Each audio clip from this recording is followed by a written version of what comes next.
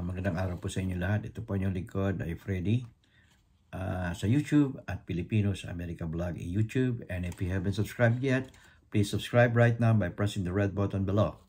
And you already subscribed and it's all free. And you make some comment, whether in English or in Filipino, and give me big likes.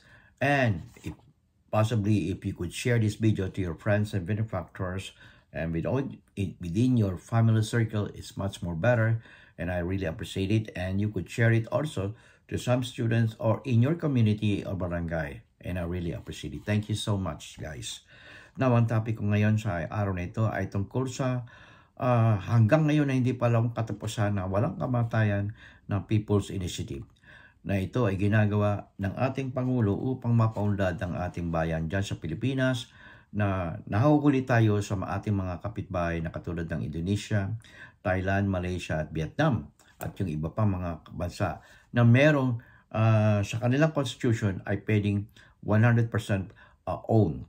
Ang ating constitution na nagsasaad tungkol sa economic provision ay nag-umpisa yan noong 1935 at hanggang ngayon ay ginagamit up till to 1987. At ito ay nagiging stumbling block upang tayo ay hindi umangat sa ating economic status right now. Tinalo pa tayo ng even Vietnam. Okay? So, ito ay sinisira ng mga senador na ayaw nila kasi sila ay identified na pro-China. Itong mga senador na to, they are all pro-China. Headed by the Senate President Miguel Zubiri at ito pang si Robin Hood Padilla. Ayan ang mga at si Senator Amy Marcos. Yan is among those senators who are pro-China and they don't want the Philippines to grow, no? And go far with our Asian neighbors. Okay? Kasi ayaw ng China yan. At ang latest na ginawa ay tungkol sa Marikina, na inatasan ng mayor ng Marikina na hulihin ang mga taong nagpapapirma ng People's Initiative.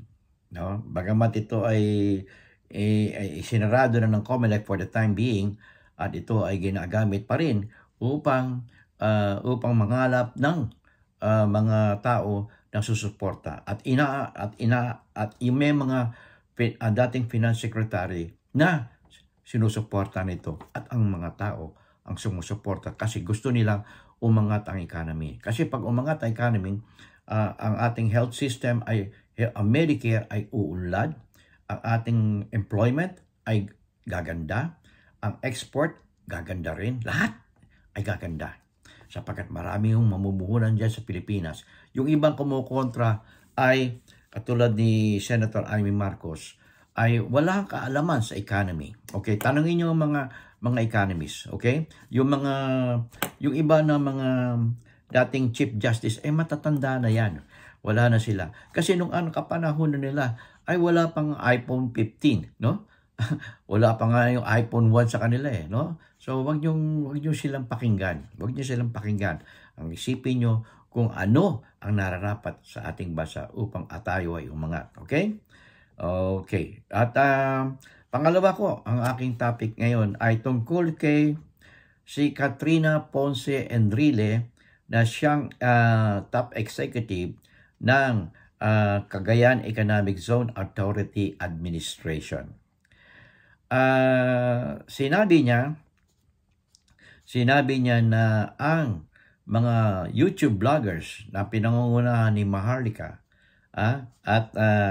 at si Sas Rogando Sasot, isang transgender, ay pinafund ni dating Martin Andanar. Ito po ang Communication Secretary ng dating presidente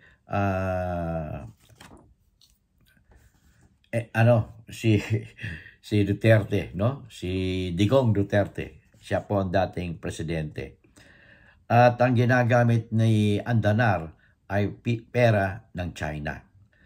Sino ko ba si Martin Andanar? Nasabi ko, siya po ang Communication Secretary at siya po ay nagtatrabaho ngayon as television newscaster diyan sa Beijing. Beijing-based na ho si Martin Andanar. Nakikita niyo po lahat sila ay nasa China na. At sila ay ang tinatawag na China proxy para manipulate ang mga Pilipino dyan sa Pilipinas. Sila ang galamay. Pero 92% according to SWS survey na ang mga Pilipino ay sumusuporta sa Amerika. Hindi po sa China. Kahit anong gawin nila, hindi maaalis sa mga Pilipino na pro-American. Okay? At sana ay naibigan nyo ang aking topic for today. This is your host, Freddy. In God we trust, never hold your peace.